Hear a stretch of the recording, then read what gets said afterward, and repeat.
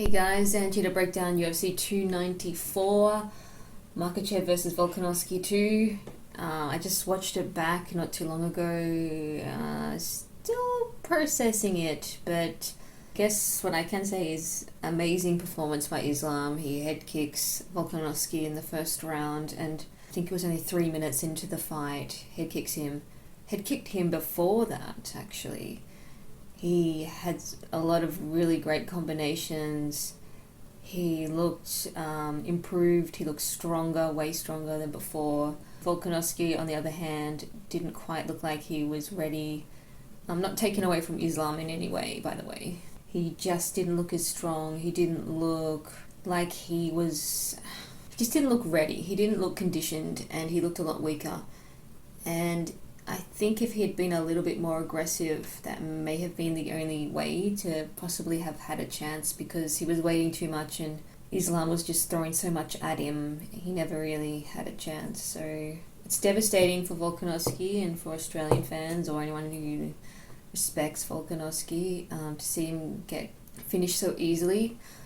On the other hand, it wasn't even surprising to me, because I thought that was very likely. Islam had so much success in the last fight with the striking. I feel like Volks hasn't been focusing enough on his striking defense in the last few fights. It's not that he's not capable, but he just hasn't been. He's been neglecting it a bit to sort of learn how to counter better and focus more on getting inside his opponent's heads. And he's gotten away with it, but when you're taking a fight on such a short notice, what can you expect?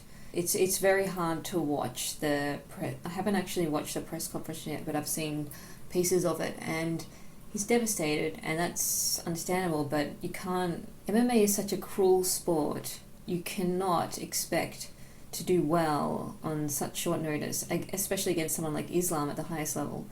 No one should ever take a fight against Islam at late notice. Never ever. Islam's just too good. And like I said, not taking away from Islam at all. He had a really great performance. He looked really good. He looked really confident, and he really had a great pace. Great combinations, great kicks, great setup, and he did it with with a lot of conviction too, which I really admire. He wasn't going to hold back, whereas Volkanovski was very hesitant. Also, there's weight classes for a reason. When you watch Islam throw that kick, he just it's almost like he's kicking away this, I don't know, a dog or something, where he's so much taller, he has that length to his advantage, and there's weight classes for a reason. There really is. So it just shows you that I think that the level of the sport is getting so high now that you really, really, really got to think very carefully about taking short notice fights, because you need everything to go right for you to perform at your best. And maybe 5 years ago this stuff was easier to do because the level wasn't as high, but I think now it's going to be really, really, really hard to find double champs in the future. The sport's just gotten so much better, even from the time I've started watching it. I've seen the sport evolve just over a few years. It's insane. And I think Islam's just getting better too, and I really wonder who he's going to fight next. I really would like to see him fight a fresh contender, Gaethje or Gamrot, but then how do you determine who's the rightful number one contender? I think Gaethje's meant to be, and I think Oliveira probably wants the rematch, but maybe Gamrot needs more time to fight Islam before he's ready. But I'm not sure. Maybe for Gaethje it's better for him to fight Islam now, but maybe it's the same for Oliveira too, because Oliveira has had so many fights. He probably wants to think about retiring soon, or he probably knows that he doesn't have much prime left. And I'm actually surprised with Islam, because I thought he was much older. I thought he was 32 or 33, 34. He's only 31, I think, so he's still got a few good years left in him.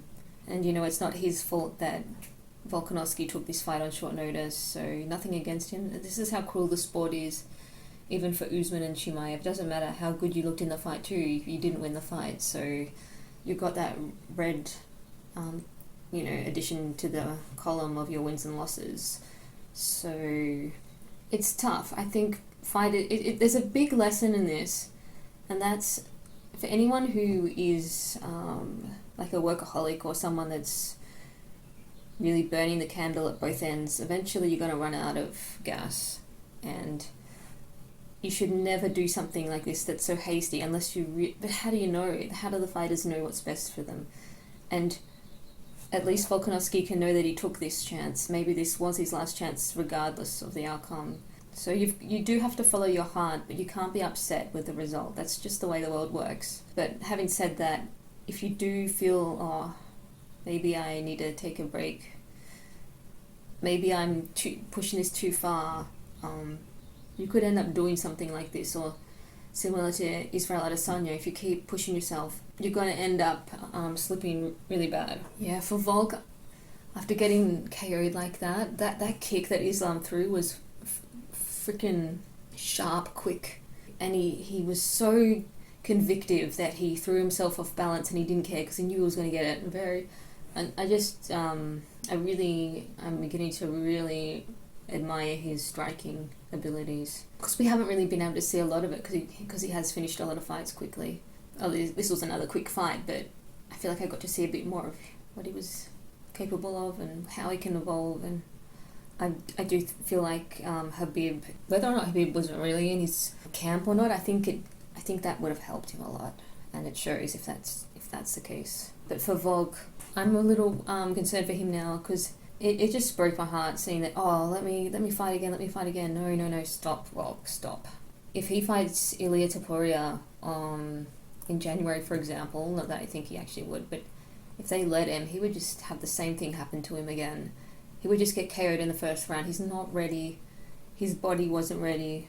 Maybe he was mentally ready, but his body was certainly not ready. Now he's 35, he's been head kicked. And it wasn't just a head kick, it was the follow-up ground and pound. It was so vicious, and his head was bouncing around, did not look good. So the UFC are going to make, for Volk, they're going to make that interim belt, which they probably should. Who knows who wins that fight? And then he could come back and fight them. He probably needs at least 8 months, you would think, or a year. But it's just, it feels like the end of the era. It feels like the end of the golden era of MMA for the Anzacs. Izzy's no longer on the throne, and now Volk's, he hasn't been dethroned, but he's been brutally injured. He's been crushed. It just hurt so bad to see him at the press conference. I haven't seen all of it, but it just was, he's always been so confident, so positive, and so he's so hard on himself though. He can't be disappointed. He dared to be great. He took all the risks, so you can't be down. But I think it's the way he lost that he probably wasn't expecting. Yeah, this sport is cruel. That's all I really got to say. Yeah, for Islam's next opponent, whether it's Oliveira, whether it's Gaethje, whether it's Gamrot, I probably think Gaethje's probably got the best chance. And the reason being is that Gaethje's built his confidence back up. He's been looking good, and maybe he will have the best chance. Oliveira, I think, is a little bit worn out. He's obviously got problems with injuries. He's had a lot of fights, and he's probably got more wear and tear on his body because he's just had Oliveira's had so many fights. He shouldn't be fighting still, but he's a freak of nature. I think Gaethje probably has a fresher mind, so maybe more of a fresher inspiration to challenge for the belt. Gamrot is really good, but I feel like he needs a little bit more work in some areas, because I think Islam's just a way better version of him. I don't know, it doesn't really matter who they match him up with next, but I think Islam will probably win again. But I do think Gaethje probably has the strongest chance to beat him. But it'll be a tough fight. It'll be such a good fight, actually. I want to see Islam and Gaethje fight. So Khamzat wins a majority draw decision, whatever that was, over Usman. I love this fight. I thought Usman just impressed everyone so much with how well he composed himself, how he survived the first round, and how he started to take over. I actually scored the fight 2 rounds for Usman, the first for Khamzat definitely, but maybe the first round was a 10-8, so I think that makes it a draw. Khamzat gassed out and broke his hand, but he did do enough of the grappling to maybe steal the second round at the end when he did the takedown at the end. But if I was to score this fight on the modern judging system, I would have made it a draw and Kamaru winning it maybe a draw, because in the first round Khamzat got all of those strikes in from the back. They weren't the strongest punches, but they were still pretty effective. In the second round, Usman got more of the significant strikes, and Khamzat didn't really throw so much. In the third round, Usman definitely got some really good shots in there. So yeah, I think that's kind of equal, or if not, the more damaging strikes look like they were from Usman. So if I was going to judge this fight according to the new rules, I probably would have made it a draw or Usman. But Khamzat's, so I don't know. This is why I fucking hate the judging, because if I was watching this a few years ago, I would have been like, well, Khamzat did enough to steal maybe round 2, so that would have been up in the air. And then he definitely won the first round. He definitely did not win the third. Khamzat did impress me though, even though he gassed out and maybe didn't give us the performance we would have hoped, given the fact that Usman was short notice and given the fact that he should probably have a little bit more cardio up at middleweight. I still think that his game plan was smart, because it obviously still won him the fight. Usman was so lucky to survive that first round. Even with all the discipline he had, he was still lucky. I'm just so proud of him. I wish that they at least made it a draw, just so that he could have some sort of consolation prize, although that's not really a consolation prize. But it wasn't really an impressive, even though it was an impressive performance by Khamzat, because he did what he needed to win. It almost felt like, it didn't feel like, a number 1 contender kind of performance. And I think if that version of Khamzat goes up against Strickland, I think he could have a chance in the first round, but after that he'll definitely not have a chance. It depends, but Strickland is taller and bigger than Usman now, because he's grown into the middleweight class. And Khamzat, even though he's comfortable weight, he still probably hasn't quite grown into middleweight. Yeah, I don't love his chances in a title fight, but he could still, if he does the crazy thing he does in the first round, he could actually catch Strickland. But I don't know, Strickland, he just seems to be on a different level, if you ask me. He's had more experience at middleweight. Maybe it'll be in Khamzat's interest to take another fight at middleweight before he does do the title fight. Oh, and by the way, in my last video I mentioned, Khamzat doesn't really want to be champion. I probably should have made it a bit clearer. I feel like he's not attached to being champion. He is a mature guy.